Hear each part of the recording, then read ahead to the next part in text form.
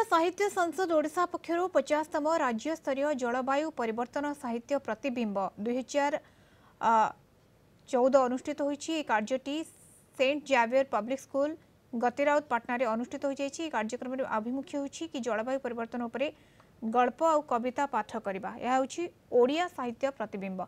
कार्यक्रम रे वरिष्ठ व्यक्तिविशेष को ओडिया ज्ञान विज्ञान सारस्वत प्रतिभा पुरस्कार प्रदान करा जायतिला।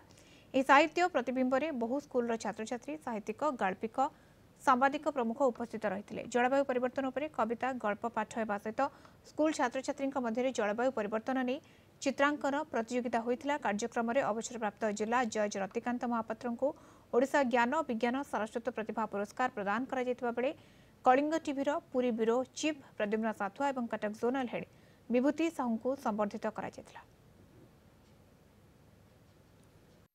आमर आभिमुख्य होची जलवायु परिवर्तन यह होची प्रथम ओडिया भाषा साहित्यर गोटे साहित्य कार्यक्रम एवं आमे आज बहुत आनंदित। आज स्कूल सबु छात्र छात्री अच्छा पाखरे सरस्वती शिशु विद्या मंदिर अच्छा सेठू 150-200 छात्र छात्री मैंने योगदान करिशार यही कार्यक्रम प्रथम। आज आम विश्ववासी मानक आम गोटे सूचना देवाक चाहूँ जलवायु परिवर्तन जदि आम वर्तमान ठार सजग होगा ताल आमर जो परिवेश जो बिगिड़ी जाऊँगी केतबेले अधिक वर्षा होची अधिक खरा होची अधिक शीत होची एवं केतबेले महाबात्या आम देखीचे 1999 मसीह यह हूँ जलवायु परिवर्तन प्रभाव। भारत गोटे कृषि प्रधान देश और यही देश में जितेबाला कृषि को प्रभावित कलानी यही जलवायु आम समस्ते सचेतन अच्छु एवं कविता माध्यम साहित्य पुस्तक जदि जलवायु परिवर्तन को आम ग्रहण करवा ताले निश्चिंत भाव समस्ते सजग होगा एवं आगामी दिन में जलवायु परिवर्तन आम वार्ताव हो पार जलवायु ठीक रही पार।